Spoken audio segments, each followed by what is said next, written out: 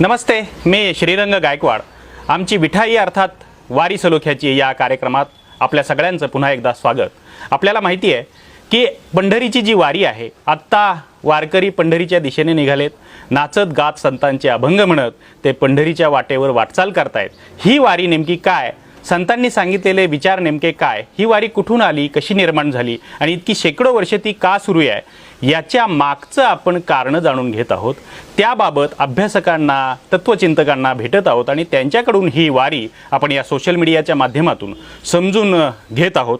मी आज बसलोय ते साताऱ्यामध्ये बसलोय आणि मी आपल्याला सांगू इच्छितो की ज्यांच्या अभ्यास, व्यासंग याच्या पुढे नतमस्तक व्हावं अशा या थोर व्यक्तिमत्वासोबत बसलोय मी. आपल्या लक्षात आले असेल मी ज्यांच्याविषयी बोलतोय ते आदरणीय डॉक्टर आह साळुंके, ज्यांना आम्ही प्रेमाने तात्या म्हणतो. सगळा महाराष्ट्र त्यांना ओळखतो.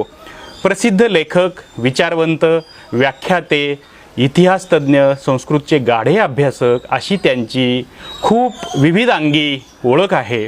आणि डॉक्टर तारा भवाळकर यांनी तर एकदा असं म्हटलं आहे की शांतपणे उत्पात घडवणारा माणूस, असं त्यांचं वर्णन केलं आहे. अशी त्यांची ओळख वेगवेगळी आहे. पण मी आज त्यांना जो भेटतोय, त्यांना जे बोलतं करणार आहे ते म्हणजे सर ज्या परंपरेतून आलेत ती मूळ परंपरा आहे त्यांची वारकरी परंपरा.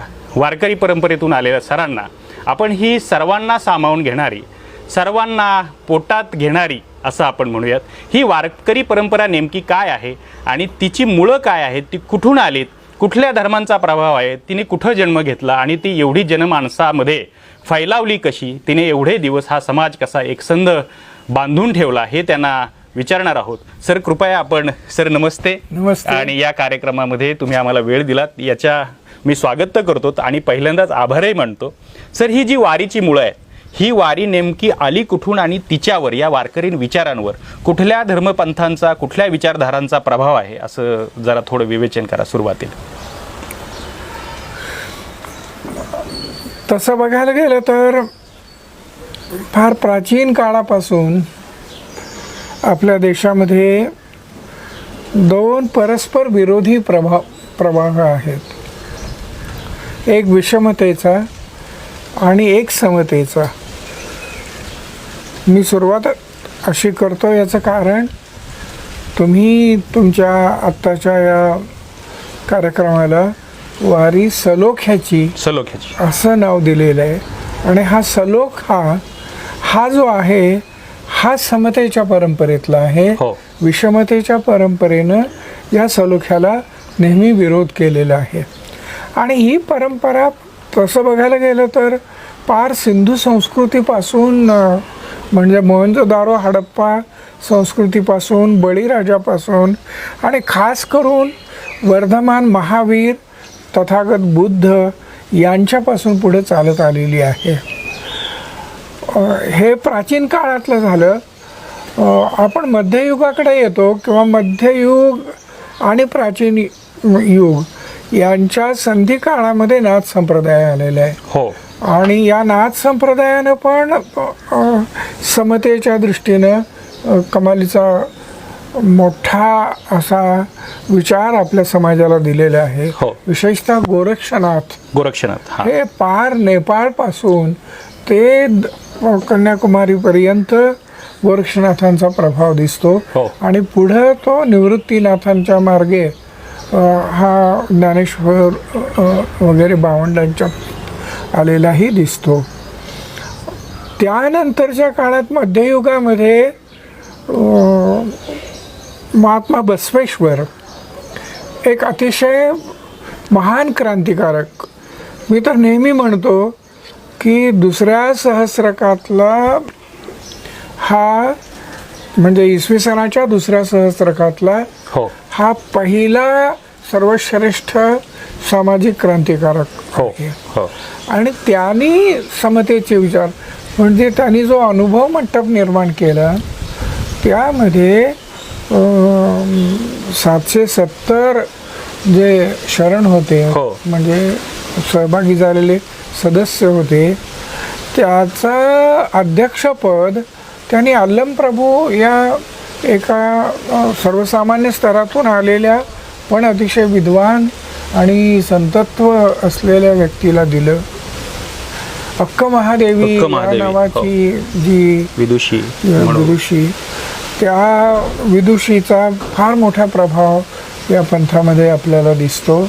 आणि अशा असंख्य स्त्रियांना त्या काळात स्वातंत्र्य मिळालेलं आहे आणि सगळ्या जाती धर्मांच्या लोकांनी त्यावेळेला या अनुभव मंटपामध्ये सहभाग दिलेला आहे.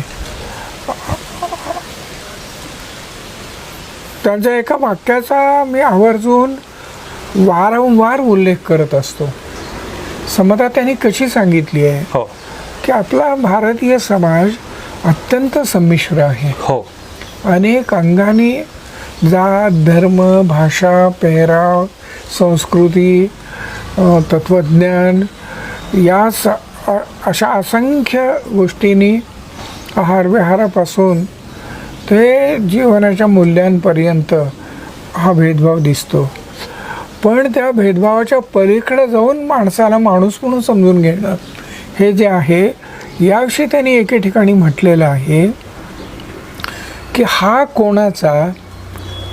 कोणाचा असं म्हणू नये, हा आमचा असं म्हणावं. म्हणजे सगळे लोक आमचेच आहेत, माझेच आहेत. हा कुठल्या जातीचा, तो कुठल्या धर्माचा, मग त्यानुसार त्याचं मूल्यमापन करायचं, तो मोठा की छोटा हे ठरवायचं, हे मान्य नाही. हे जे त्यांनी भरवलं ते फार महत्त्वाचं होतं. त्यानंतर येतात महाराष्ट्रामध्ये बसवेश्वरांचं कामाची सुरुवात महाराष्ट्रात मंगळवेढ्याला जरी झाली, सोलापूर जिल्ह्यात, नंतरचं त्यांचं कार्य हे प्रामुख्यानं कर्नाटकातलं होतं. पण महाराष्ट्रामध्ये श्री चक्रधर स्वामी हे त्यानंतर आले. श्री चक्रधर स्वामी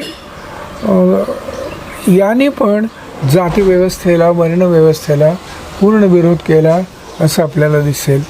आणि बुद्धांचं एक तत्व जे होतं की ते भिक्षा शब्द वापरत नसत, पिंडपात वापरत असत. अन्न घेण्यासाठी जाणं, तर तिकडं गेल्यानंतर तुम्ही सपदान पिंडपात, म्हणजे कोणाचंही घर चुकवायचं नाही. शूद्राचा असो, क्षत्रियाचा असो, ब्राह्मणाचा असो, वैश्याचा, कोणाचे असो, ओळीनं जायचं आणि ज्याच्या घरातून मिळेल त्याच्याकडून घ्यायचं. हा अर्थातच समतेचा विचार. हा नेमका श्री चक्रधरांनी देखील आपल्या शिष्यांना सांगितलंय. तुम्ही भिक्षा मागायला जाल त्यावेळेला घर न निवडिता भिक्षा कीजे. घर निवडायचं नाही, म्हणजे हे श्रीमंताचं आहे इथं मला चांगलं अन्न मिळेल, हे गरिबाचं आहे इथं मिळणार नाही, हा शूद्र आहे तर त्यामुळं मग त्या अन्नाचा मला विटाळ होईल, असं काही मानायचं नाही. हा विचार त्यांनी घेतलेला दिसतो. मातंग शिष्याच्या किंवा भक्ताच्या हातामध्ये प्रसाद म्हणून दिलेला लाडू पुन्हा त्याच्याकडून घ्यायचा आणि तो आपल्या अगदी ब्राह्मण शिष्यांच्या मध्ये देखील प्रसाद म्हणून वाटायचा आणि त्यांनी श्रद्धेनं त्याचं भक्षण करावं. ही जातीव्यवस्थेला मोडणारी, छेद देणारी, वर्णव्यवस्थेला छेद देणारी अशी गोष्ट होती. स्त्रियांच्या बाबतीत त्याने देखील बसवेश्वरांच्या प्रमाणे किंवा बुद्धाने भिक्खुनींना ज्या प्रेरणा दिल्या त्याप्रमाणे स्वातंत्र्य आणि अधिकार दिलेले आहेत. म्हणजे एकदा सारंग पंडित नावाचा एक मनुष्य, एक विद्वान श्री चक्रधरांच्याकडे आला आणि तो त्यांना म्हणाला की तुम्ही या महिलांना इतके अधिकार, इतकं स्वातंत्र्य का देत आहे? त्यावेळेला त्यांनी म्हटले की हा गा तुमचा तो जीव त्यांची काय जीवलीय. हा जीवलीय शब्द आहे ना, हा इतका नजाकतीने बनलेला आहे आणि इतका अर्थपूर्ण आहे खरं म्हणजे मराठीमध्ये तो नव्यानं रूढ केला पाहिजे हो, आपण. हो. जीव शब्दाचं स्त्रीलिंगी रूप, हा स्त्रीलिंगी रूप केल्यामुळं ते जीवापेक्षा जीवलिया छोटं हम्म किंवा कमी महत्त्वाचं गौण आहे असं सिद्ध होतं.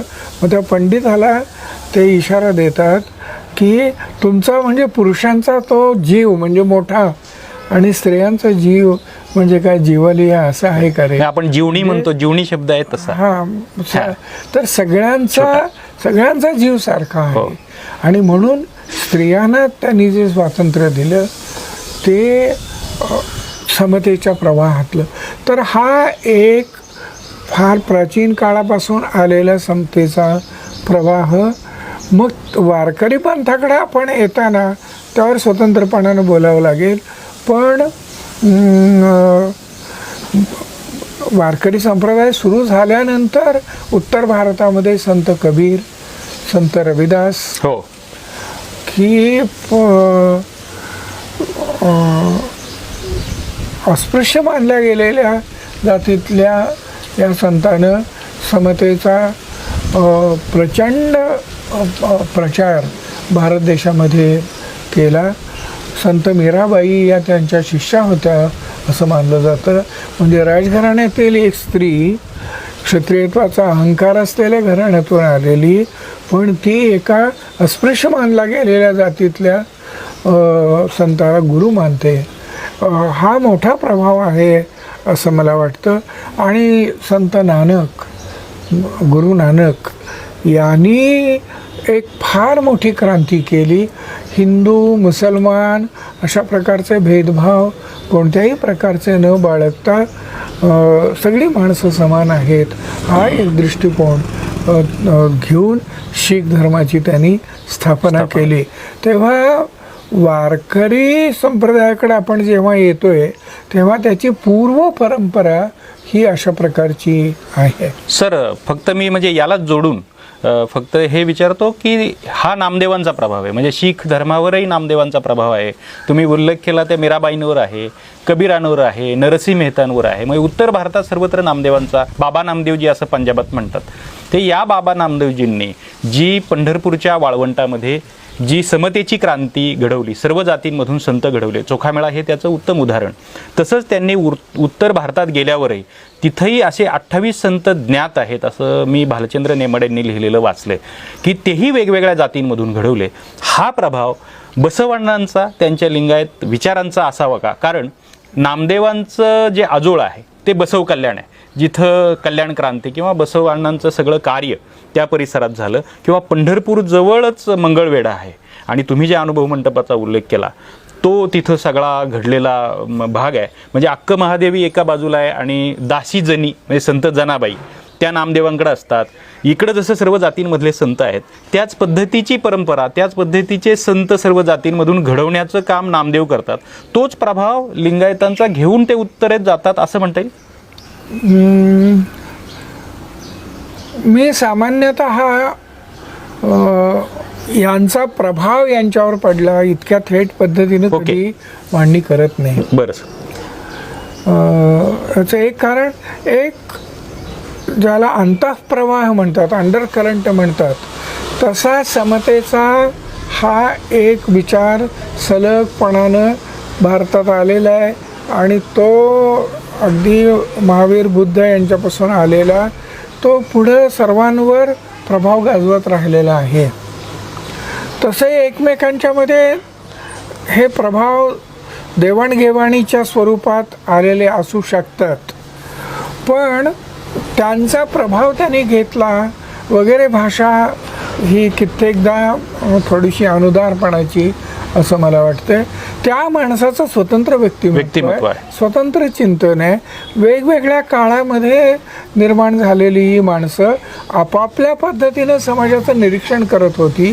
त्या समाजात जातीव्यवस्थेमुळं, वर्णव्यवस्थेमुळं, विषमतेमुळं निर्माण होणारी दुःख, भेदभाव आणि माणसाला माणूस म्हणून न वागवण्याची वृत्ती, हे सगळं पाहिल्यानंतर संवेदनशील मनाच्या माणसाला हे बदललं पाहिजे असं वाटणं हे स्वाभाविक होतं.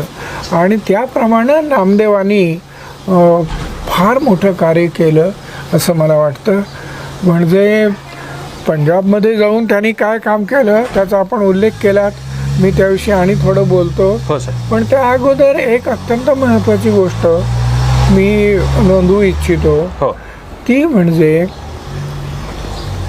नामदेवांच्याच काळात संत चोखोबा हो. हे मंगळवेढ्याला होते.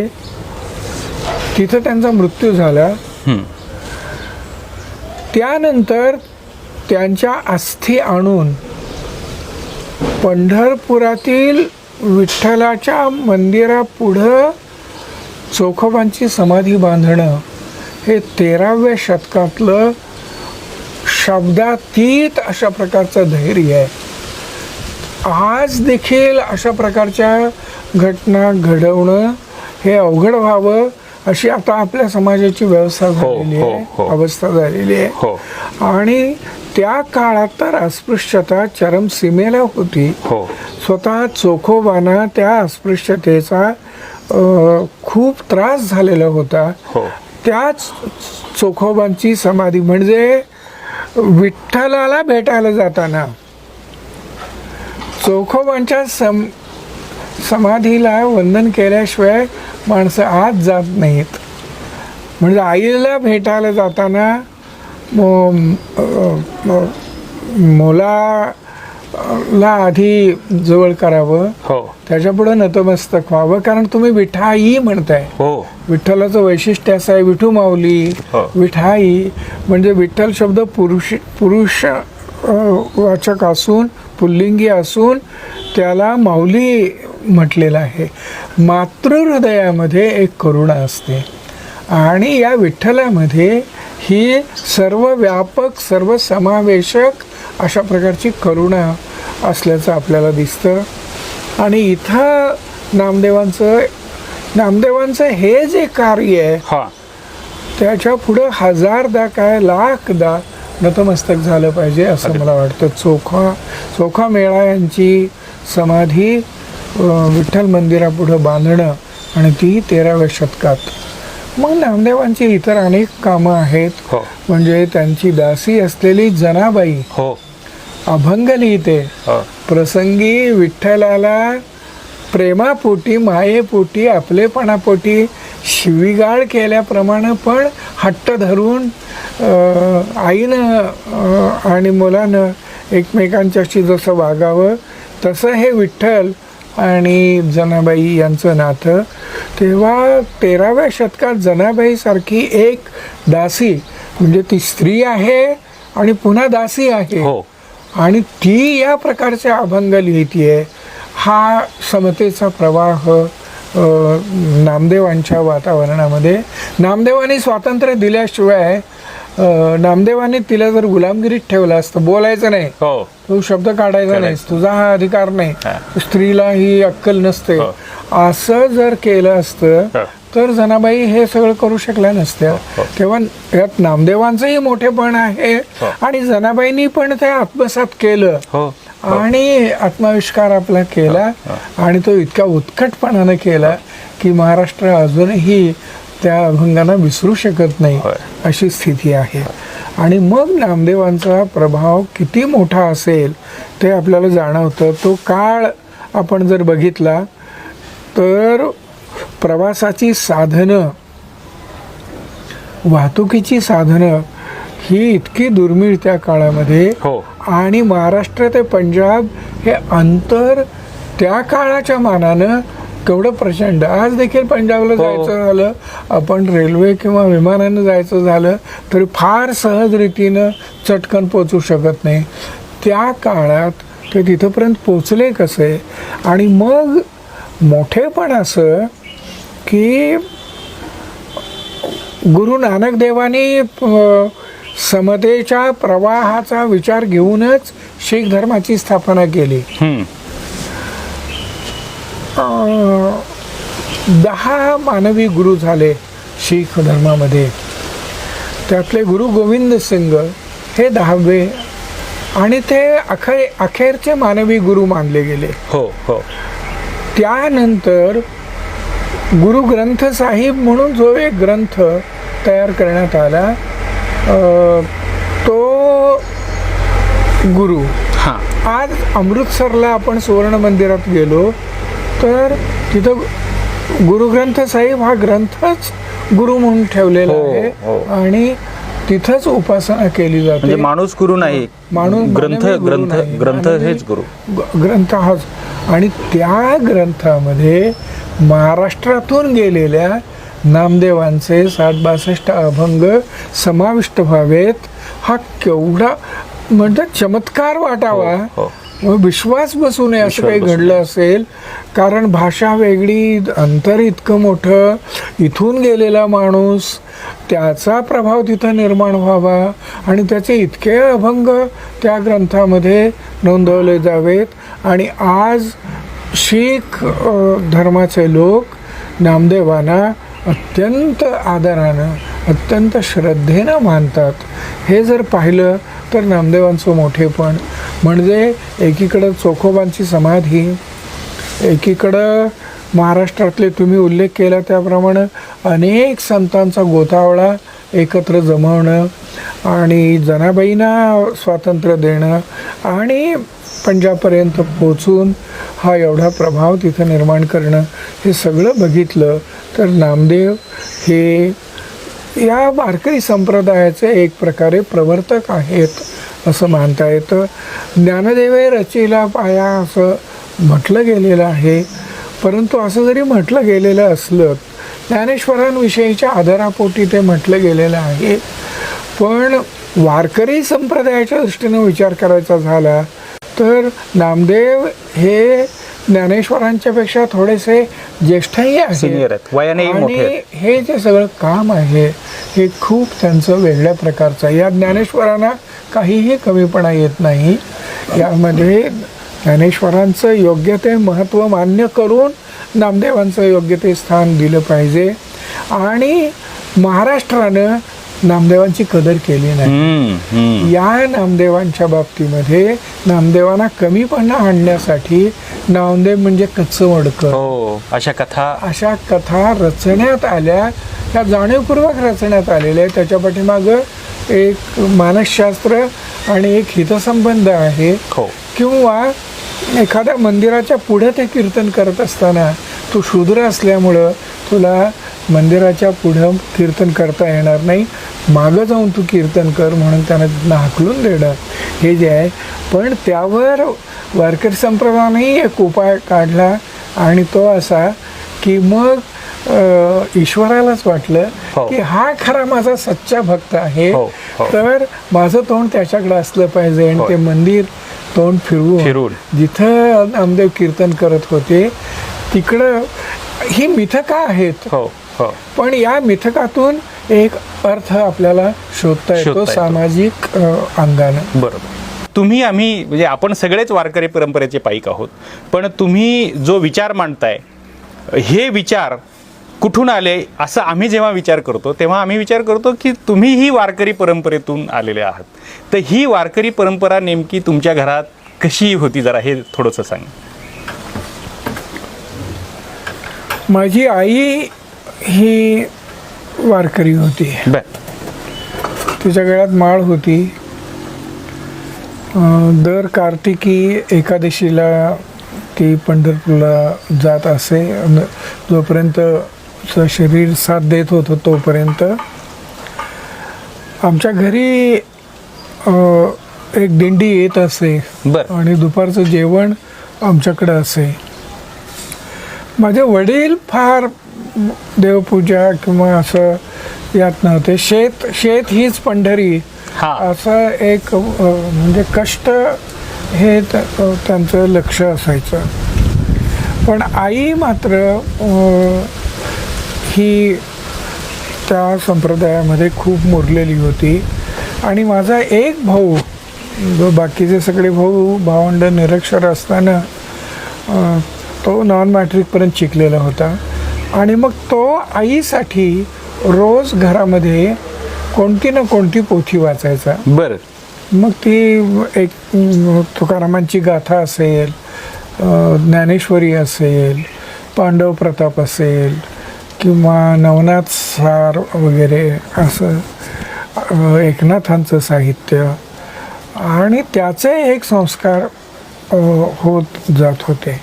मी 5वीला असतानाच आईबरोबर एकदा हट्ट धरून दिंडीतून आईबरोबर पंढरपूरला चालत गेलेलो होतो.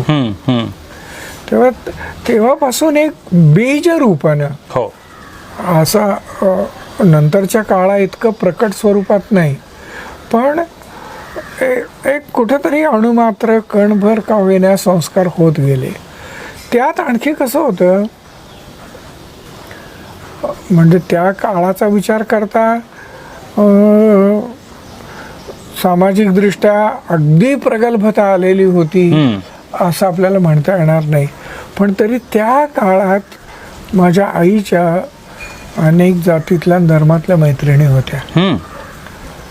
म्हणजे तिची मुसलमान मैत्रीण होती, मातंग समाजातील मैत्रीण होती, कैकाडी समाजातील मैत्रीण होती, बोहारी मैत्रीण होती, बुरुड मैत्रीण होती आणि त्या यायच्या आमच्याकडं आणि आईच्या आणि त्यांच्या रात्र गप्पा चाललेल्या असायच्या. हे एक संस्कार म्हणजे कळत न कळत जाणीवपूर्वक असं नाही, परंतु त्यांची ती एक घट्ट मैत्री होती, अत्यंत जिव्हाळ्याचं असं नातं होतं त्यांच्यामध्ये आणि तिथून ते संस्कार होत गेले माझ्या मनावर असं मला वाटतं. आईपासून सुरुवात झाली आणि मग पुढे अर्थात जसं अधिक कळायला लागलं, भावानं वाचलेल्या त्या सगळ्या ग्रंथांमधलं साहित्य आणि हळूहळू मग महाविद्यालयात गेल्यानंतर अधिक वरच्या टप्प्याचं शिक्षण मिळालं आणि मग एक चिकित्सा विशेषतः चार्वाकामुळं करण्याची सवय झाली. या सर्व काळात तुकारामांच्या विषयीचं एक चिंतन माझ्या मनात सतत चालू असे. ज्ञानेश्वरी आम्हाला अभ्यासक्रमात होते, तुकारामांच्या गाथेतले अभंग असत, जनाबाईंचे असत आणि परंतु शाळेत किंवा महाविद्यालयात होणारे संस्कार हे व्यक्तिमत्व आरपार बदलून टाकण्या इतके आतवर मुरत नाहीत असं मला वाटतं. कित्येकदा परीक्षा हे पण उद्दिष्ट असतं, पण ज्या वेळेला मी पुढं मग तुकारामांच्या विषयी अनेक प्रकारे लेखन केलं, म्हणजे डॉक्टर फडकुले, निर्मल कुमार फडकुले, त्यांचा तुकारामांवरील ग्रंथाचं मी परीक्षण केलेलं होतं 1978च्या सुमारास. त्यानंतर 87च्या सुमारास पुणे आकाशवाणीवर तुकारामांवर माझी 2 व्याख्यानं झालेली होती. 94च्या सुमारास सकाळी आकाशवाणीवर जे चिंतन असतं त्यामध्ये 61 दिवस रोज तुकारामांच्या निवडक अभंगातील चरणांचं एक विश्लेषण मी करत असे. त्याचंच मग पुढं न सरे ऐसे तुकोबाचं गाणं असं माझं पुस्तक आलेलं आहे. तर हे सगळं करत असतानाच मग तुकारामांच्या मूळ अभंगांना भिडल्यानंतर हे व्यक्तिमत्व काहीतरी वेगळं आहे असं जाणवलं आणि मग समीक्षकांची मतं ध्यानात घ्यायची, परंतु त्यांच्या आहारी जायचं नाही आणि आपल्या स्वतःच्या नजरेनं स्वतःच्या दृष्टीनं तुकारामांकडं आणि एकूण वारकरी संप्रदायाकडं पाहायचं. मग फिरायचो, देहूला जायचो, भंडाऱ्याच्या डोंगरावर कपाट नावाचं. सर मी थोडं प्लीज तुम्हाला थोडं थांबवतो. तुकारामांविषयी तुमच्याकडून जाणून घ्यायचंच आहे. तुम्ही जे संशोधन केलंय, जे अभ्यास केलाय, सगळ्या महाराष्ट्राला माहिती आहे. तुमचा विद्रोही तुकाराम सगळ्या महाराष्ट्राने वाचलेला आहे. म्हणजे तुकोबांचा गाथा जेवढा पाठ असेल तेवढा तुमचा विद्रोही तुकाराम माहिती आहे सगळ्या तरुणांना. फक्त मी थोडंसं अलीकडच्या काळात ज्याला आपण फक्त स्पर्श करून गेलो, तुम्ही आत्ता आईचा तुमच्या उल्लेख केला आणि ती जी सगळी परंपरा आहे तुमच्या बाळकडू ज्याला आपण म्हणू ते सगळं मिळालं असं तुम्ही सांगितलं.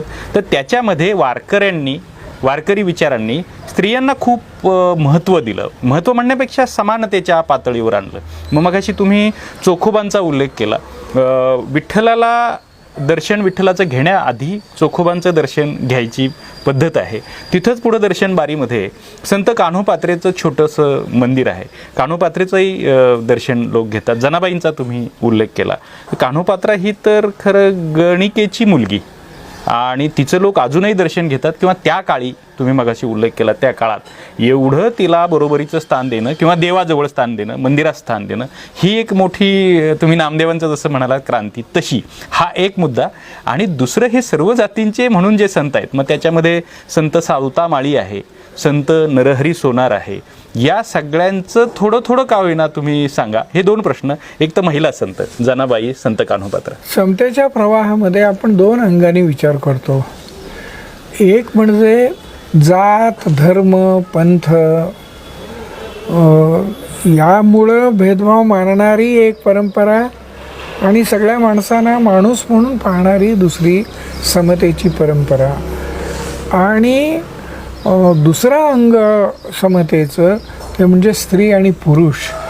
म्हणजे पुरुषप्रधान समाजव्यवस्थेमध्ये स्त्रियांना स्थान नाही, स्त्रियांना बुद्धीच कमी असते.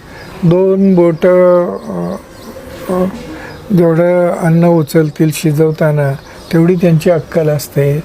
अशा प्रकारच्या गोष्टी आपल्याकडे चालत असत. तर अशा काळामध्ये आपण कान्होपात्रांचा उल्लेख केलात.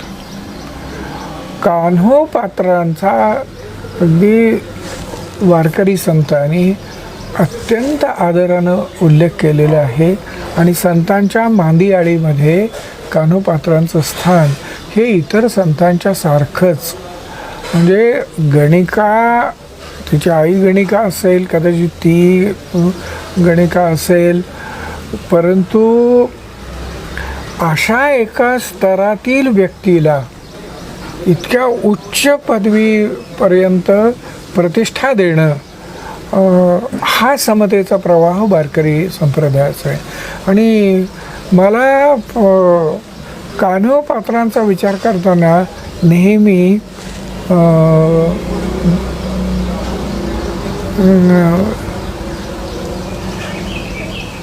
वैशालीची गणिका असलेली आम्रपाली आणि बुद्धांनी तिला भिक्खू संघात घेऊन भिक्खुनी बनवलं आणि ती सर्वस्वाचा त्याग करून या बुद्धांच्या छायेखाली एक प्रकारे आली.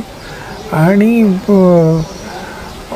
तिचं बौद्ध धम्मामधलं स्थान हे खूप आदराचं मानलं जातं. कान्होपात्रा आणि आम्रपाली यांची अगदी समान स्थिती आहे. म्हणजे एक धागा मी जो म्हणालो सुरुवातीला की अगदी सुरुवातीपासून 2 प्रवाह असे समांतर रीतीनं एक प्रकारे आलेले आहेत. हा समतेचा प्रवाह आहे असं दिसेल की एका अत्यंत सर्वसामान्य स्त्रीला हे स्थान बुद्धांच्या भिक्खुनी संघामध्येही मिळालं आणि वारकरी संतांच्या वातावरणामध्येही मिळालं. जनाबाईंचा उल्लेख मी केलाच मगाशी. एक म्हणजे ती एकतर स्त्री आहे आणि शिवाय दासी आहे. आणि अशा व्यक्तीला खरोखर वारकरी परंपरेतले आमच्यासारखे लोक तर इतर संतांच्या इतकंच पूजनीय आणि आदरणीय असं स्थान देतात. आणि यापेक्षाही मला जी क्रांतिकारक गोष्ट वाटते, जनाबाई दासी म्हणून तिचं वेगळेपण आहे. आम्रपालीचं जसं आहे तसंच कान्होपात्रांचं आहे. अत्यंत सामान्य म्हणण्यापेक्षा ही एक प्रकारे समाज ज्या व्यक्तींच्याकडं एका अप्रसन्न नजरेनं पाहतो अशा प्रकारची ही व्यक्तिमत्व यांना हे स्थान मिळतं. पण आणखी एक मला त्या काळातलं वैशिष्ट्य जे वाटतं ते असं की चोखोबांच्या कुटुंबामध्ये एका अस्पृश्य मानल्या गेलेल्या व्यक्तीच्या कुटुंबामध्ये सगळं कुटुंबाच्या कुटुंब अभंग लिहिते. अभंग लिहिते. म्हणजे खरं म्हणजे बोलायला शिकायला बंदी असलेल्या काळात भयानक शिक्षा दिल्या जाव्यात अशा काळामध्ये एक प्रचंड विद्रोह चोखोबांच्या या कुटुंबामध्ये दिसतोय.